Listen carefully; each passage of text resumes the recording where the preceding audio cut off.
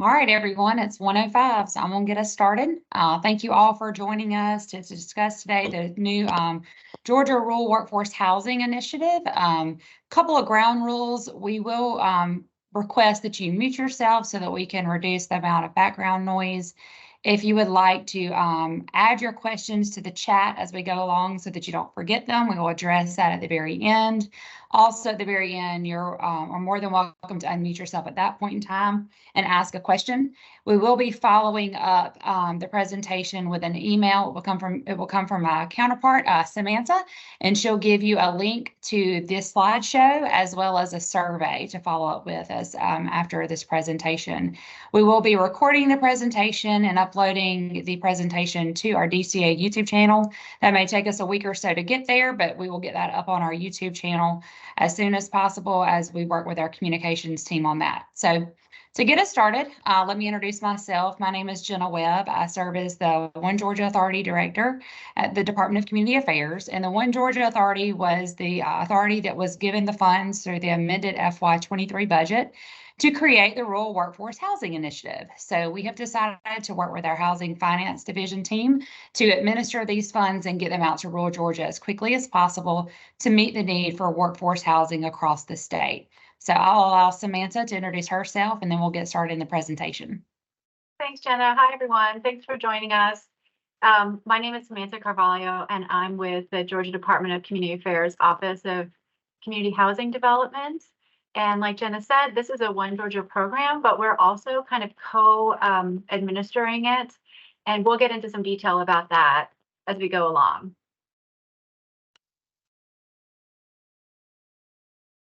So Governor Kemp mentioned in his State of the State address back in January that as we grow business opportunities across the state, affordable housing for our workforce will continue to be a growing need. Hence the creation of the Rural Workforce Housing Initiative. Samantha's going to give us a little bit of some background statistical information about the need for housing across the state of Georgia. But as we announce all these big mega sites and mega projects across the state, the need for that workforce housing has become abundant. And so that is the purpose of this Rural Workforce Housing Initiative. Our goal is to expend the funds in the quickest manner possible to make the greatest impact across the entire state. So Samantha, I'll hand it over to you so you can sort of give us some of the statistics on housing and the need for it across the state. Sure. So as all of you are probably noticing, housing has gotten really expensive for a lot of reasons. Partly this is because we don't have adequate supply to meet the demand we have. We're very fortunate in Georgia. Georgia's growing, but the housing industry itself is not keeping pace with the amount of housing we need to build. So before the housing crisis of 2008, we were pretty much building as much housing as we needed to meet the population demands. But then after all that housing construction ceased in 2008 and many builders went out of business or consolidated, we just haven't been making up the need. The most recent thing I saw is that we're about short 118,000 units of housing that we need to build in order to have enough houses for everybody in the state, whether that's rental or home ownership housing. And so to meet that need, the governor's office has allowed us to use this $35.7 million to try to infuse some cash into our communities to build the infrastructure we need to build housing. And hopefully that'll help us catch up on the housing demand that we have.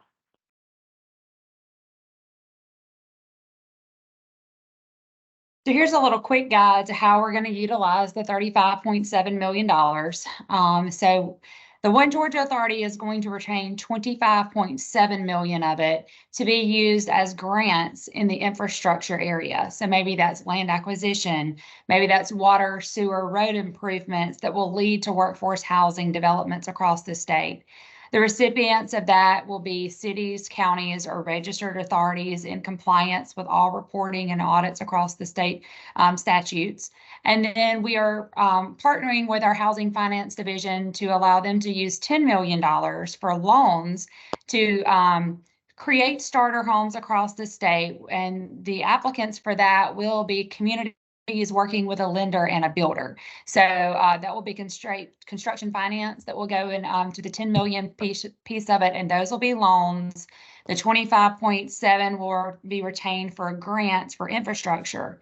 You can apply for both, or you can apply for just one or the other. We'll go through details of how to go through that process a little later in the slides, but yes, you can apply for both, or you can choose one path or the other. So Yeah, anything you let want to me add to add that, to Samantha? that. Yeah, I'll add to that. So maybe to clarify a little confusion about how this process works, we can anticipate that there might be some communities that would like to get the land infrastructure grant first. And then maybe you have some other partners who can develop it without accessing our loan funds, which is fine. Or you may want to use those loan funds on top of that infrastructure grant to build housing.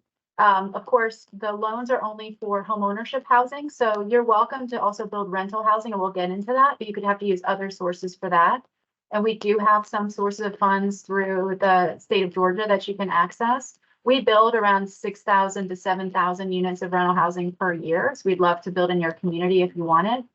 If you were just to access the loan funds, how that might work is you may already have a site that you've identified through redevelopment or some other efforts, and they already have the infrastructure in place. And you just need the financing to build the houses above that land. So that's why we're doing them kind of in tandem. You can have both or take advantage of one or the other, or maybe do one first and then follow up with the other. Do you want to add anything to that, Jenna? Nope, I'm good. So just to cover the eligibility for communities, I know that we have part of Region 3 on this call today.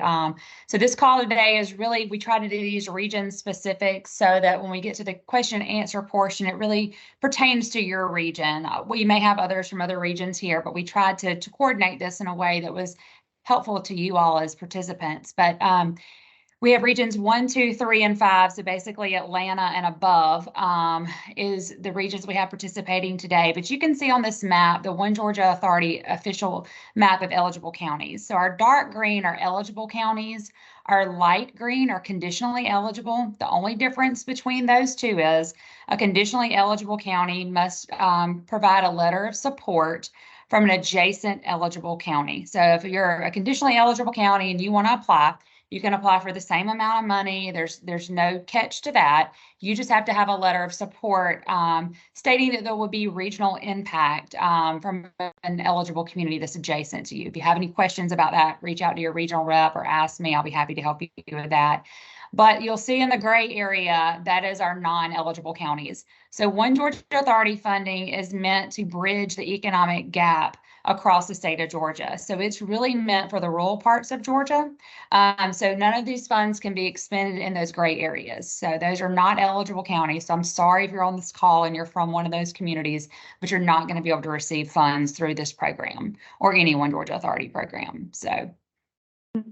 Yeah, and let me add to that too, so that those of you who are on the call who might be in Region 3, DCA does offer a lot of housing finance resources for you. And we partner with a lot of communities in your area to build housing. So I think this is a worthwhile thing to learn about as we extend this service to the rural areas. And also I want to point out, I don't know, Jenna, if you mentioned it, the difference between the dark green and the light green are just population. So really trying to serve the rural areas and state, the lower population areas of the state. But please don't just get off this call right away if you're in one of these gray counties, because this program, some of the resources, while we aren't going to be able to offer them there, we have a lot of resources we can offer to you when you're trying to build out the housing to support your communities. Okay, so funding requirements. On the infrastructure grants piece of this, the maximum award that we will allow is $2.5 million. And there is no match that's required, but leverage resources will improve your application competitiveness. There is no formula to how we want you to create what your match is. Each application will be scored on an individual basis.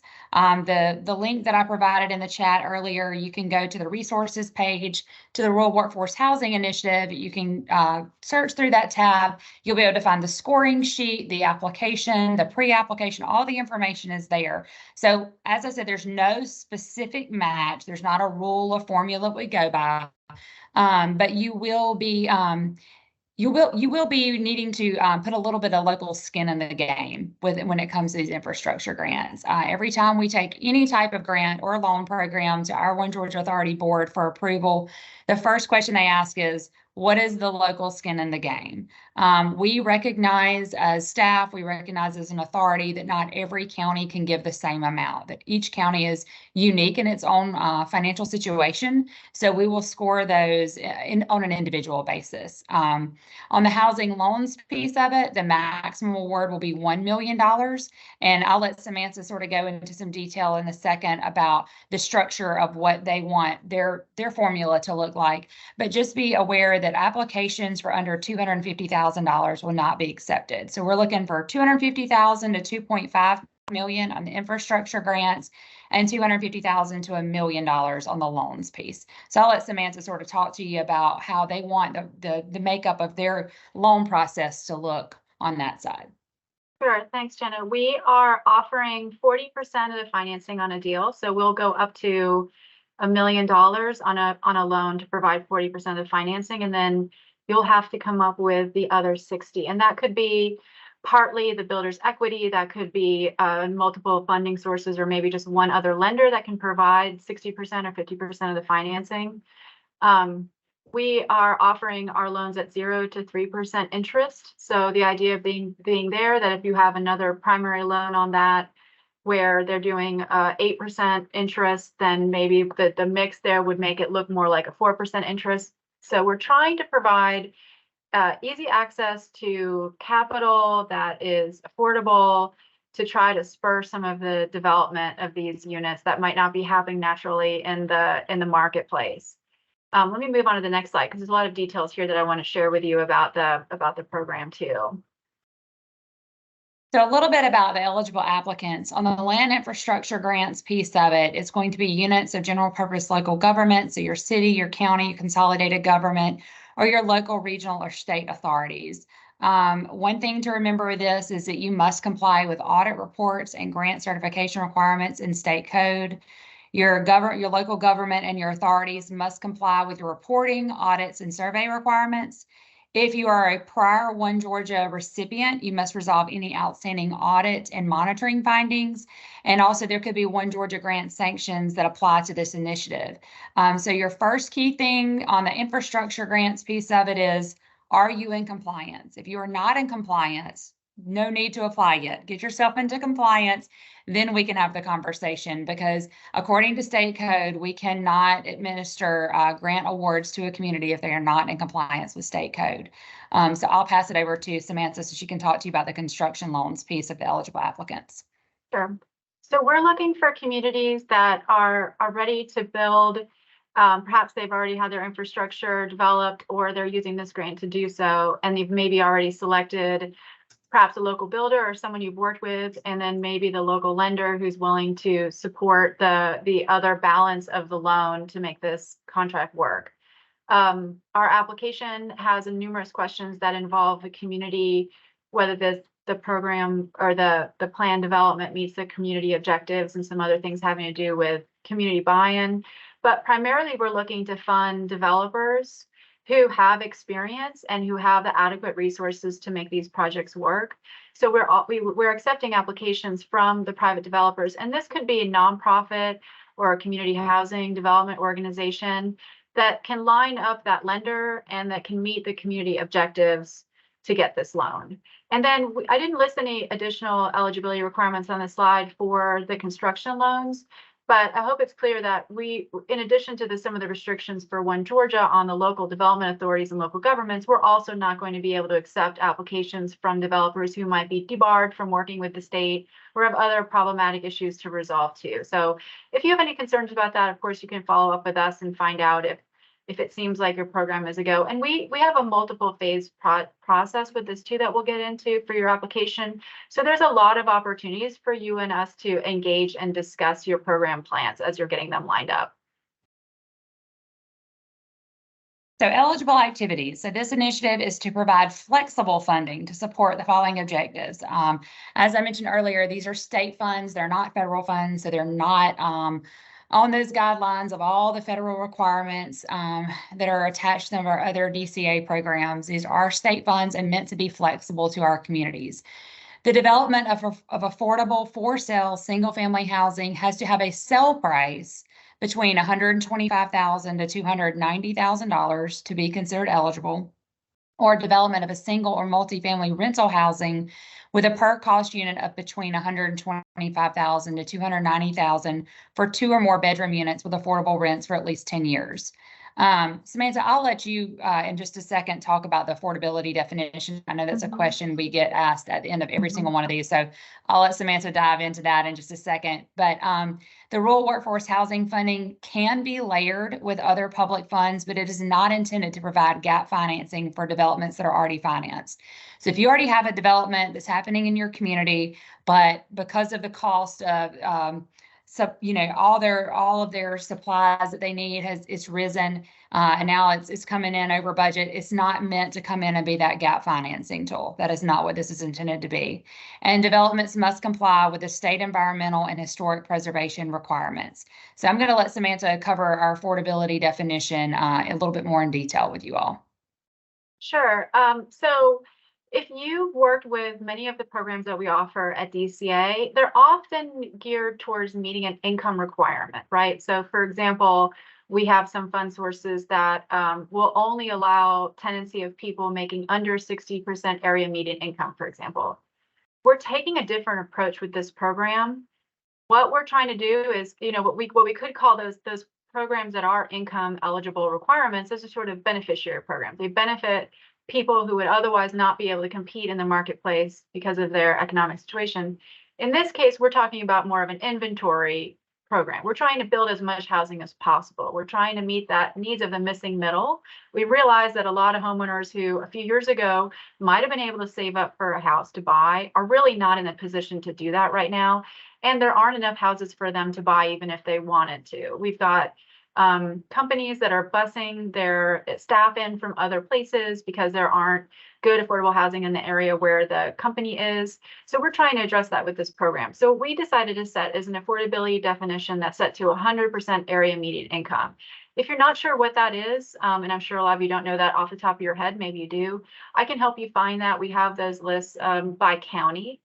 And then the other part of that is the idea that the sale price should be affordable, so that a household at 100% area median income can't spend more than 30% of their income on housing. That's kind of the golden rule in affordable housing is, of your family's budget, 30% goes to housing, which I'm sure many people spend way more than that, even people on this call, and then maybe you have the rest of your financing for all the other expenses that you have, which we all know are going up, groceries and car notes and everything. So that's what we're aiming for here. And that's why the numbers we have here, the range of 125 to 290,000, what we did was we looked at the area median incomes across the state and determined that that would be around the price that would be affordable for most of the counties in the state. And then also I wanted to point out a couple of things that Jenna said earlier, just to emphasize. This is flexible, right? So we aren't beholden to federal regulations or rules on this program. This is a state-funded program, and we're setting some priorities. But that doesn't mean that we aren't interested in listening to your ideas. And if you have creative solutions that you could bring to the table, we'd love to see how you're going to make this program work. We'd love to see how you're accessing other resources to make our money go farther. We're not setting limits on design styles or on the number of units that you build, or whether it's rental or homeownership or whatever. We want this to be locally driven solutions to this problem. And then lastly, about the layering and the gap financing, we are well aware that costs have gone up. And anybody who put in an application to us last year, for example, for financing on our low-income housing tax credit rental assistance, a lot of their costs have gone up. We've been able to meet those demands. So if in your community you're having that situation, talk to us and let's see if we can resolve it through some other fund sources we have. We might not be able to find a solution, but we do have resources we might be able to bring to the table for you. But this program is intended for new housing. We don't want to use this money to go into units that are already in the pipeline. We want to try to expand the number of houses that we're making available. Anything else you want to add, Jenna, before I move on? Nope, I'm good. All right, so our application procedure, I'm going to sort of give you an overview of what we expect, and then we'll go into detail on each one of the pieces of the different sides of the program.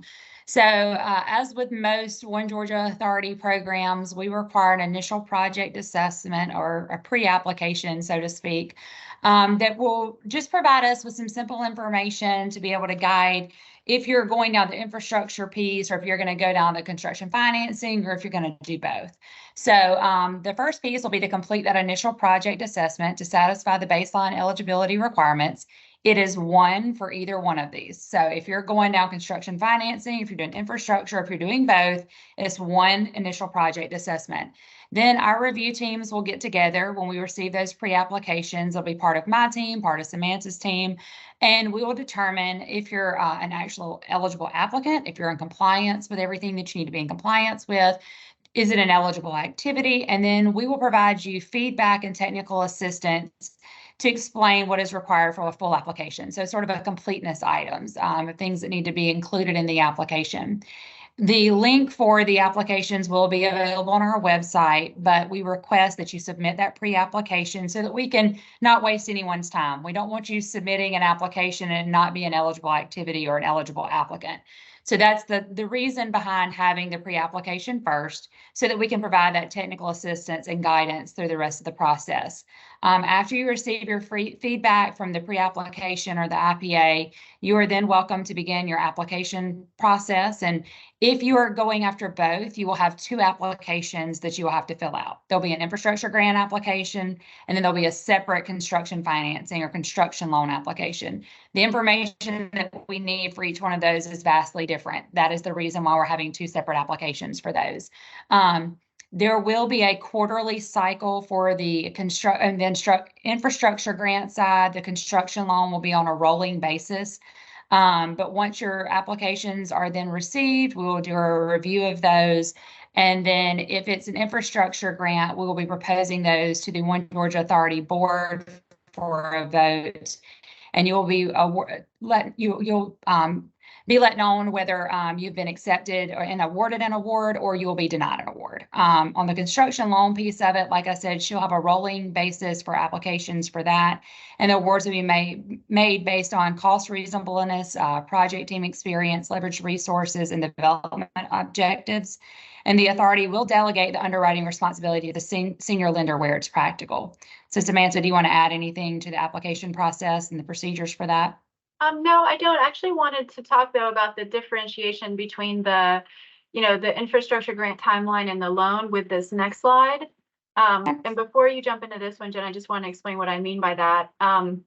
So we are accepting the construction loan applications on a rolling basis, and that's partly because you may already have a site to develop and you just need the financing for construction, and we can accept your application without having the One Georgia Authority process in place. But if you're going to go after the infrastructure grant, and then of course you're going to use the infrastructure funds to develop that infrastructure, then come to us. That's why we want to make the funds available when you're ready for that money to come into play on one of these projects. So if we could cover this timeline, Jenna. Yeah. Yeah. So on the infrastructure grants piece, we will, like I said, be accepting those on a quarterly basis, just like the rest of our One Georgia Authority programs, equity and rural innovation. So we run those on the second Friday of July, October, January, and April are our application deadlines. When you apply in July, which will be our first cycle of these, you'll be the announcements will be made in September. So it's about a 3-month process for that. And the reason for that is we will be coming out and doing site visits on these projects. So it takes us a little bit of time. We have 3 different programs that we run through this quarterly cycle. So there's a lot of internal scoring that has to go on for each one of our programs. So we'll receive those applications in July. We'll do site visits. We will score them out, and then we recommend them to the board. And then at the board meeting in September, we'll make announcements to those communities that are going to be receiving them. October gives you a December award announcement. January is usually pushed to April because we meet after the legislative session has ended. So that's about a 4-month turnaround. And then if funds are still available in April, we'll be making those announcements next June. So like I said, that the link for the full application is available on the website, but please submit that pre-application first, because we surely do not want to be wasting any community's time applying for funds they may not be eligible for. So. Well, and another added benefit to that is that's where we can talk about other resources too that we might be able to put in. So we could address not this, the priority here, of course, are two things: infrastructure and housing for homebuyers.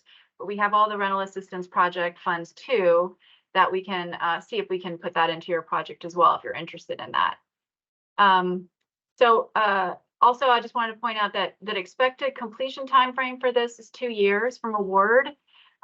This is because we don't want you to be developing land that doesn't then become housing, right? We'd love to be able to just put the motion in place so that working on the infrastructure development, building the housing, and then people are moving right in. And we understand, though, of course, that the way things have been going lately, it does take longer. But we're looking for communities that are ready to go. Maybe they've already dealt with their zoning or rezoning issues, you know, and they can just, and they have a developer in mind if they're going after the infrastructure money, that developer can come in and start developing right away. Because we want to see some real results really quickly with this program. Also, you know, to say too that that this was authorized by the state legislature, and if we show that this can be a successful model, we might be able to get more money invested in doing some more work after this initial infusion of cash from this year's budget. Okay. All right, so is your community ready? There's a couple of questions we want you to ask yourself, and I don't know if you've noticed that I've had a pretty clear message. The first one is, are you compliant with state reporting? You must be compliant.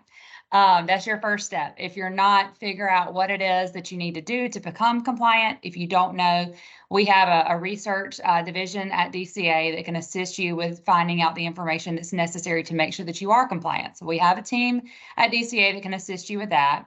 We want to know, do you have a housing needs assessment? There's not necessarily an exact template that we want you to follow, but we want you as a community to have looked at yourself and said, what is our housing needs in our area? There's a couple of resources that Samantha has provided here, a housing market study guide. If you're a GET community, you more than likely have already done that housing needs assessment. You know what your needs are. You're ready to go. But we also want you to look at your comprehensive plan. What does your housing component of that comprehensive plan say?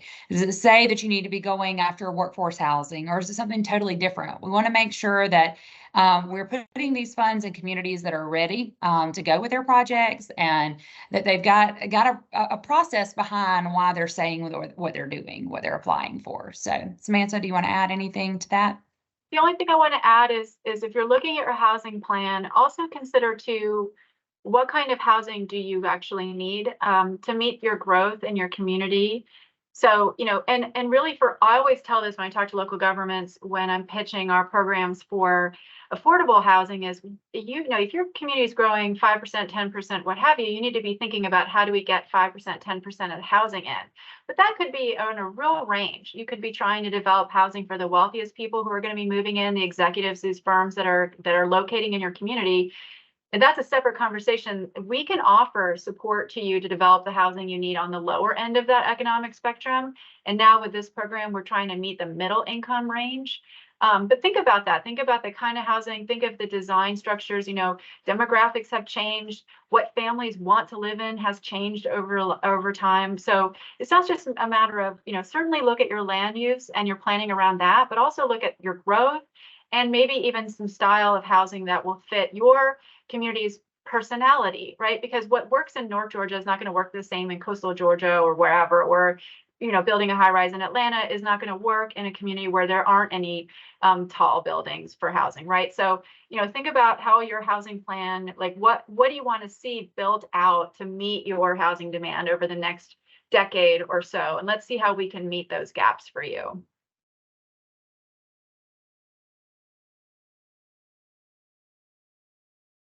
All right, so your first steps. Do you have a plan for developing land for rural workforce housing, and do you need financing from the state to complete that plan?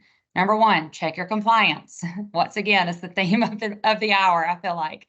Number two is we want you to schedule a meeting with your DCA regional rep, and if you don't know who that is, hopefully we can provide you a link within here in just a few minutes. Maybe Beth or Kathy or Patrick can provide that link to their information. But in Region 1, you have Patrick Vickers. In Region 2, you have Kathy Papa. Region 3, you have Tracy Sanchez. And in Region 5, you got Beth Evanson. So they're on this call. They're here. If you don't know them, get to know them. They're your best friend and your best resource that you have in your region.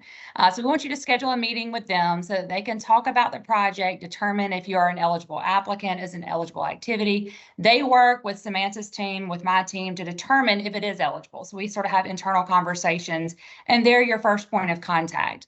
After you have that scheduled meeting with them, we ask that you fill out the initial project assessment to satisfy that baseline eligibility requirement. And then from there, our authority will provide technical assistance to the community to complete the full application. And then you'll complete the full application as directed by the authority, whether that's the financing loan piece of it or the infrastructure grant piece of it, or both. And then after there's been internal scoring and reviews of those applications, you'll be either we'll let you know if you've been awarded an award or if you've been denied one. And if you've been denied one, we'll provide feedback on why it was denied. So. Okay, so now is your time for questions. I'm going to put this last slide up, which is just the emails so that you have them from both of us. And then I will, I'll look into this first question to see if we can start answering some of your questions. And please feel free to add your questions as chat as we go along, or unmute yourself if you like to ask your question. Okay, let me see. The first question in here is, can you repeat the eligibility requirements for a city within a county that is shaded gray that is interested in applying for this grant? So again, we're talking about Region 3. Jenna, do you want to start with that? So if you are in a shaded gray area, you are not eligible to apply for the Rural Workforce Housing Initiative funds because we are not allowed to expend any of the One Georgia Authority funds in that non-eligible area. Samantha's team may have some additional programs that can assist you with housing developments in your area, but if you are in that shaded gray area, you're not eligible to receive funds through the Rural Workforce Housing Initiative. It's written in the state code. It's not that I'm just trying to not be nice. Yeah. She just clarified that she meant light green. Okay. Oh, light green. Excuse me. Oh, Thank okay. you for saying that. Okay, so light green is you have to have a letter of support from a dark green community that's adjacent to your county. So for instance, if you're a Hall County, you would, y'all excuse me, I have to really, well, I'm going to say Daugherty County because I can see that a little bit better and I know that region of the state because that's where I live. So if you're in Daugherty County down here, you need to attach a letter of support from either Lee, Terrell, Calhoun, Baker, Mitchell, or Worth County. So an adjacent county that's next to you, saying that it's, you know, there's regional impact of what you're planning to do. So. The second question here is area median income based upon HUD or US Census. That's a very good question because I cannot say off the top of my head whether the HUD area median income and the census area median income are the same or if there's a different standard. My assumption is that they're the same, but I might have to do a little research to see. You might have stumped me there. I just always made the assumption that HUD used the census to develop area median income, but there might be some nuances there. I know that HUD has their own like rent rates and other things. So it might be they have their own income, but I could follow up with you, Ken, and let you know. If anyone knows the answer to that, you can put it in the chat or you can just speak up. All right, and then let's see what the next questions are. Okay, if it's for multifamily housing, okay, sorry.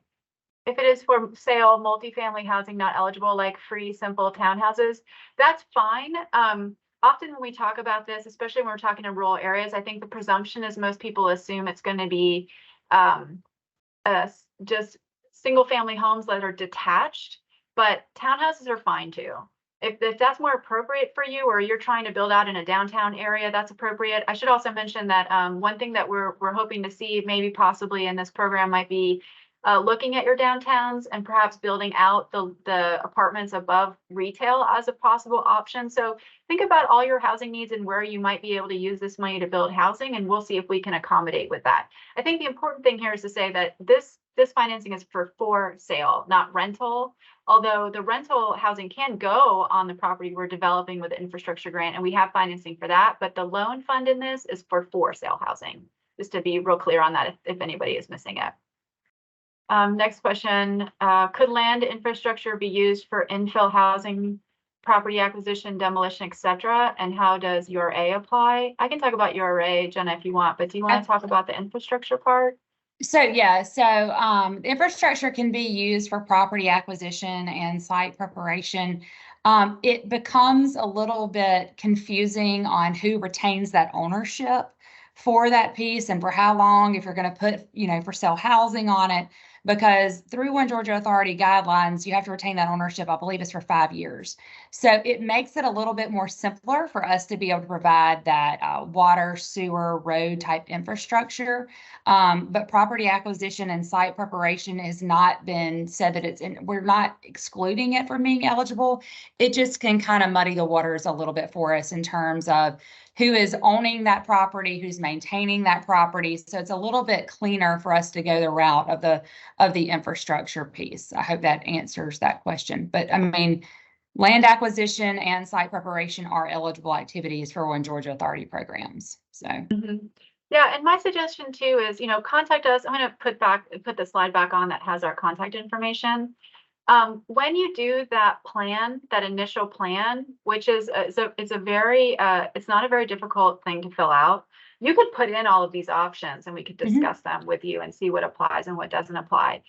I do want to address the question about URA. So for those of you who aren't familiar with that, URA is the federal rule that this prohibits, discourages, or makes accommodations for relocating people or businesses or nonprofits from an area. So for example, if in our program, we often build rental housing apartments. If there's already a building there that has businesses in it or have tenants in it, and then those people have to move because this new property is going to be used for affordable housing, for example, then with the URA, with the federal rules under URA, there's a lot of guidance and about how do you move people and how do you compensate them, how do you compensate businesses, et cetera.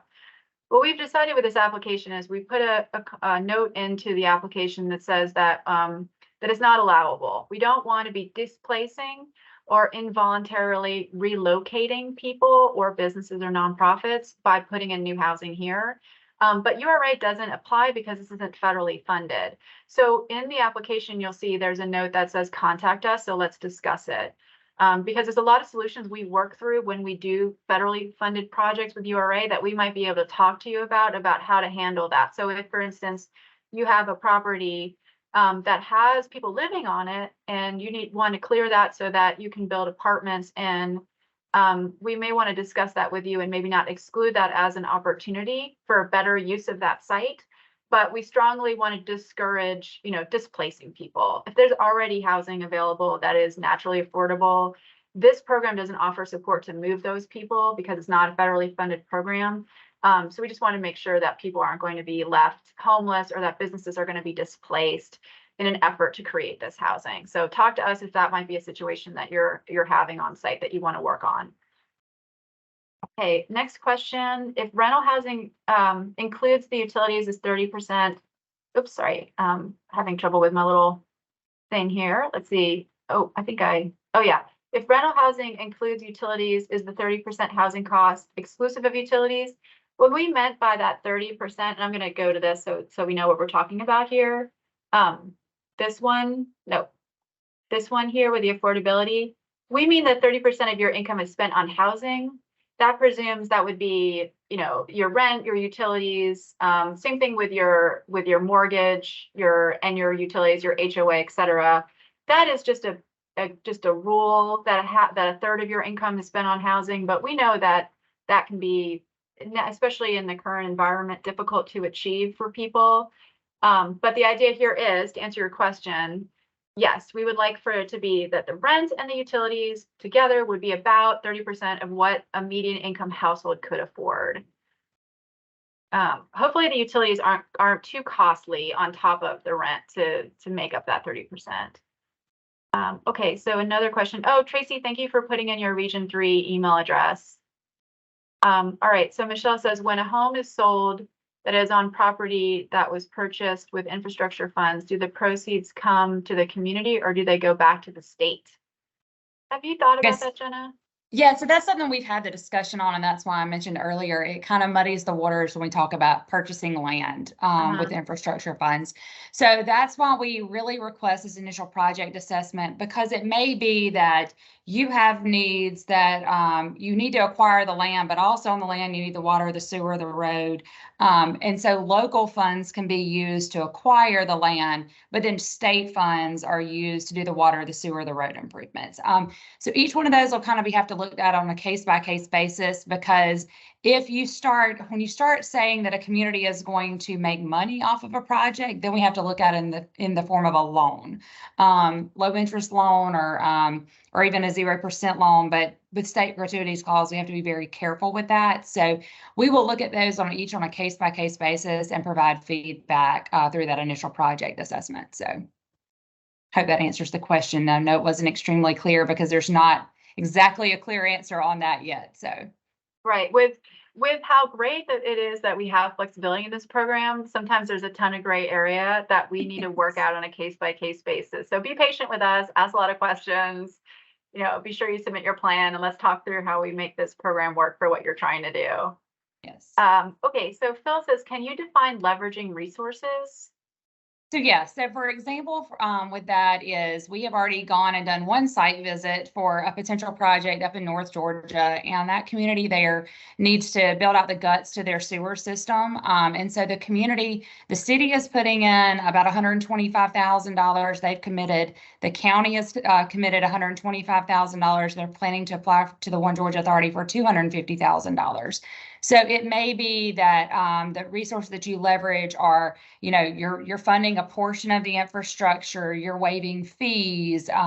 There's a plethora of things that it can be. But we just don't expect a community to come to us with a total project cost of $2.5 million asking for all of it through the One Georgia Authority. I can promise you it will not be funded, because the One Georgia Authority board every time asks the question, what are they locally putting into the project? So if you come to us for total project cost, you may get a letter back saying, we'll give you, half of what you requested or 3/4 of what you requested. But leveraging those local resources is, what is your local skin in the game?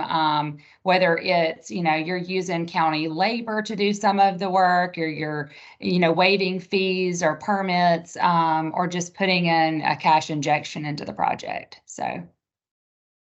I would say the same thing goes for the loan. Obviously, we are only going to finance 40% of the construction costs, but we're also interested in seeing what the communities are bringing to the table too, as far as, waiving permitting fees or fast tracking the projects or whatever, that to just make our money go as far as it's going to go, so we can have a bigger impact based on, some of the community contributions. And we understand that not everyone's well resourced and it's hard to find it.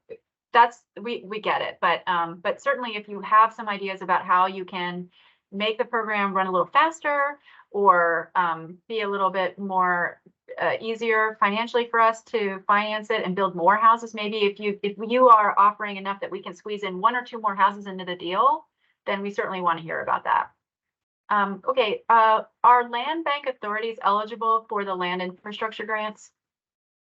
Yes, as long as you're a registered authority in good standing in the state, you're eligible. Through the One Georgia Authority, most of what we do is to a local development authority or a city or a county. So, but if you are a registered and in good standing authority in the state, we have our team that keeps up with that. You are eligible to apply. I want to thank Beth for adding the link to the region. I wonder if it's got the contact information for each region. And if you have any questions, you can put it in the chat. Maybe we could find out which region you are. If you want to add, what county you're in, we can let you know. Okay, do we have to complete a formal RFQ, RFP process to select a builder? I would say you should use your local procurement requirements to do that. Follow your local procurement requirements. We're going to lean very heavily on, if you all are contracting with a builder that you trust, that you vetted, we're going to take that in your application, but we're going to be looking at the builder's qualifications separately ourselves, right? So we're going to want to loan this money to those that have a track record for successfully completing this project and are well-resourced to do so. So certainly look at your procurement guidelines if you're going to be contracting, and so that you can make sure that you're not violating your own rules when you're doing your own builder, selecting your own builder. But because this doesn't have the federal procurement requirements on it, we're not requiring a particular prescriptive type of procurement for you to do. But if you are expending more than $100,000 or $100,000, you have to follow state procurement laws as well in the state of Mhm. Georgia. So you have your local if it's up to 100,000, and then when you get to 100,000 or more, you have to follow those state procurement laws. So certainly this would fall under there. Thanks for clarifying, Jenna. Mhm. Ken, to answer a question about median incomes, they are different between HUD and the census. So what I'll do is when we issue our guidance, I'll make sure to clarify which one we're going to use for that. I'll take a look at them and see which one we're going to do. That's good to know. Thank you, Ken. Okay, so can your local match include home chip program income? Let's talk about that and see if we want to. It depends on is the local match, well, let's talk about that because the CHIP, this is for those of you who are maybe are not familiar with the CHIP program. The state CHIP program is one of our federal programs that we offer grants to local governments to develop housing that is for people who are under 80% AMI. And so we want to use that program income that you might have. So if you got a grant from us and you built housing and then you sold the housing, we let you use the proceeds of that sale to build more affordable housing, but it really has to fall under the CHIP program guidelines. So if you're going to use this money along with our money to do like a mix of income housing, so maybe there's some CHIP eligible housing on site and there's some middle income eligible housing on site, I think that would work. But let's talk to you about that separately so we can make sure. I don't want to answer incorrectly during this, just off the cuff about how all of that mechanics would work between the mix of the federal funds and those requirements with these state funds and these state requirements. Okay. What about Catoosa? I hope I'm pronouncing that right. And Barrow, they're in the light green, but don't have adjacent dark green eligible counties. So let me go up to the map again. Over here. So we've This already is, had that question kind of come from Barrow about other One Georgia Authority programs. So reach out to me specifically and I can tell you which counties you can reach out to. With like Barrow County, we just asked them to do 2 of the conditionally eligible counties that are beside them. So that's on an individual basis. It's very few and far in between in the state. So just reach out directly to me and I'll provide you with the counties that we're willing to accept for those. Yeah, that's interesting that you zeroed in on the 2 counties here, this one and this one that are surrounded by those other counties. Yeah, so that's interesting. I have old eyes, so I can't tell you what those 2 counties are that are beside Catoosa, but those light green counties would be who you would get your conditional, your letters of support from that you would submit with your application. So y'all forgive me, I have glasses and I still can't see that well. So yeah, sorry. Okay. Kathy says, can a city planner with a nonprofit be the developer? Do they need to issue an RFP if they already have a relationship with one that has been successful?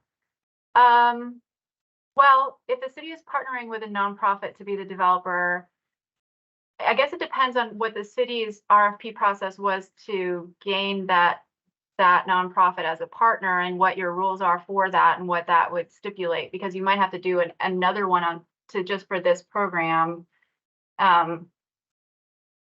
If they already have a relationship with one that has been successful, certainly you're going to want to work with those local builders that you have a successful relationship with, that you have that synergy with, that are building a product that you like.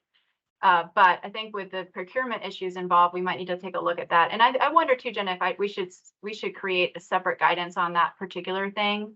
Probably, because you still have to follow. Just because you like a certain builder doesn't mean you can just automatically go with them.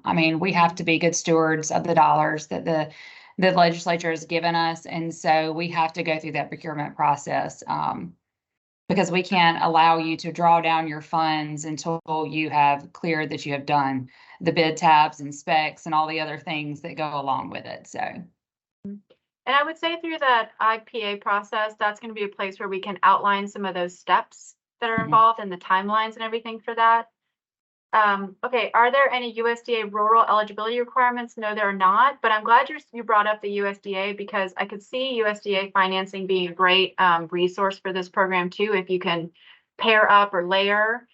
Certainly, we would love to see some with the homeownership part, having those buyers accessing USDA loans and other low interest loans that might help them make their mortgages more affordable. So let's, we don't have USDA rural eligibility requirements on this grant. These funds are separate from them, but it would be great to see their funds layered in. So if you're seeing that there might be a conflict there, we might want to talk to you about that to make sure that we can align better if they're going to be a good resource, a good source of match or leverage resources or support to the buyers. Okay, did you have anything to add about USDA, Jenna, on your side? No, because Yeah. those requirements do not apply to our state funds.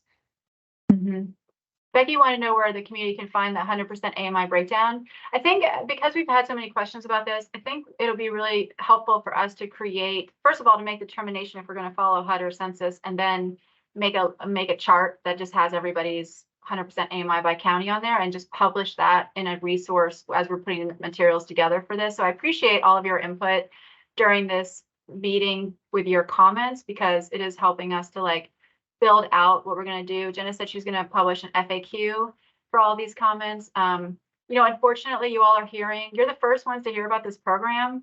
So your input is helping us develop the materials we need to get this out to everyone well. So I think what we'll do is put together a chart of all the AMI so you can start thinking about how that fits in for your community. Okay, please expand on the neighboring county requirements. What authority should write the supporting letter? And is it required that all neighboring counties support the development? So if you're an eligible county, you do not have to submit any letters of support. You can just apply. If you're conditionally eligible, you have to have 2 counties that are adjacent to you write a letter of support. It can be from the city, from the county, or another authority within that county. So like I said, for instance, if you're in Daugherty County, then you need to get, for example, a letter from the Lee County Development Authority can write them a letter of support stating there's regional impact for workforce housing if these units are developed, as well as Mitchell County Board of Commissioners could write it. So it doesn't have to be from a specific city, county, or an authority. It can be any of the 3. But if you're conditionally eligible, you have to apply. You have to submit 2 letters of support. If you're in a dark green county, we are not requiring the letters of support anymore. That's different from what we've been doing with equity. We are amending those rules to fix that as well. So we're trying to clean up some processes as we work through this new program as well. I hope that is clear. If it's not, feel free to reach out to me via email and I'll explain it even further. Okay, to be eligible for the 2.5 million, would an eligible county have to get a letter from another eligible county to show regional impact? Or could that eligible county just apply for up to the 2.5 million without letters of support? So I think you may have covered that. Did you want to add If you're anything more? ineligible, no letters of support are required. If you're conditionally eligible, 2 letters of support are required. So. Okay, we got a question that says, can you please send out a copy of the presentation? Yes, absolutely. After this, you'll receive an email and it'll have the presentation slides, and some of these slides have links. So those links will work and you can go access the websites that are in the links. And I also have a link to a survey that we'd love for you to fill out. It's really short and it's asking you about whether you think you're ready to apply now or you think you might apply in the near future and what you might apply for. It helps us to understand, since this is such a new program, what the appetite is for this in the community and who we need to follow up with. Certainly, if you're not ready yet, because this is the first time you've seen this, obviously, we understand. But if you have some plans in mind, please fill out the survey. I'm also in that email sending out a link to the website so you can review all the material we have on site right now. And we'll be adding to it as we go along. And I think, is that the end of the questions? Let me just see. Okay. One more just got added. Yeah. Other than the sale price cap, is there any other developer fee? Yeah, we're definitely going to be allowing up to 20% for a developer fee on the cost of construction, excluding the land development costs. because we want to work with builders that, I mean, if this is what they do for a living, we certainly want to have builders do that. We're not trying to ask them to subsidize this any further. We're just hoping that through the subsidies we're providing with the low interest rate, with the other financing, other things that we could be putting in, that hopefully we can build housing that's at a low sale price so that people can afford to buy them. And so we're putting more housing on the marketplace. I'm hoping that this money will spur some developers to come into the state from out of state. In some areas are really short on builders. And also just have an opportunity there for the local builders to provide, and the local building suppliers to benefit from this financing too, as they're building houses. So yeah, there is definitely a developer fee is allowable in the construction costs. And we're going to be looking at the developers' budgets to make sure the costs seem reasonable and in line with what everyone else is building. And we understand too that costs are going up. So we realize that what we might have been looking at a few years ago isn't going to line up with what the costs are now too. Any other comments or questions? You all are welcome. Oh, here's another one. Will this program allow for the use of modular housing? Yes, absolutely. So modular, stick-built, of course, tiny house communities, if that's something your community wants. We want to look at locally driven, locally approved solutions. So we're willing to take a look at it. Obviously, it's going to need to meet local code, state codes. It needs to be appropriate to the area, design features that meet your own codes, but also that the neighbors aren't going to get upset about, right? So, but we're not setting any restrictions on like material used or design or build styles with this program. That's up to you all. We are at 2 o'clock, so I don't know if we need to extend it a little longer since we're getting so many questions. If you all want to stay on for a few more minutes if you want me to. Yeah. If you all want to unmute yourself and ask questions, you feel free. You should be able to do that. Let me make sure that I didn't set this up so you couldn't.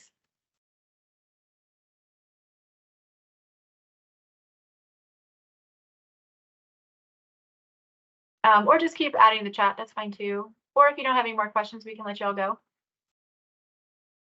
We appreciate y'all's time today.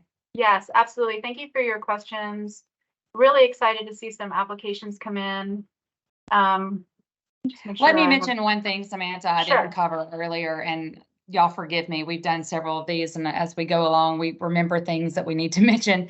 But with initial project assessment for this first round of applications, we like to see those pre-applications submitted by June 30th. That allows us an opportunity to review those and get you feedback before the July 14th deadline. Obviously, the sooner the better, because the application does have a lot of meat into it. So you're going to want to get it to us quicker than waiting till the last minute. But we definitely need those pre-applications for the first round in July to be submitted by June 30th. So those are submitted via email. The directions are on the PDF version that's on our website. If you have any questions, you can always just email the pre-app to me, or if you have any questions directly, send it to me or to Samantha. We're happy to answer the questions. So that's what we're here for. Yeah, thanks. And also just to remind everyone, you all will be getting, all the people who registered for this will also be getting an email, follow-up email with the slideshows and links. And when you mentioned, Jenna, about, not sure what we added, I do want to make sure it's clear that this loan fund that we're offering, the 10 million, we want to set it up as a revolving loan fund. So we're hoping to get the 10 million out pretty soon. Hopefully we have enough projects to finance. If we're doing all maximum $1 million loans, then that means we can do 10 projects. As soon as those funds are paid back, we can get them back out to your community. So if you're feeling like you need to get into this right away, I mean, certainly the infrastructure funds were set to that 25.7 million for now, unless the legislature appropriates more funds to this project, which we hope they do. But the loan fund will circulate back through. So if you a year from now, if you don't take advantage of this now, but a year from now you have this project, get in touch, because we might have financing then for you. And we'll be sure to make sure that we try to get the word out through our regional reps. They're your real point of contact. Be sure you're in touch with them often. We'll make sure that we get the word out to them so they can get it to you as soon as we have loan repayments that we can get back out.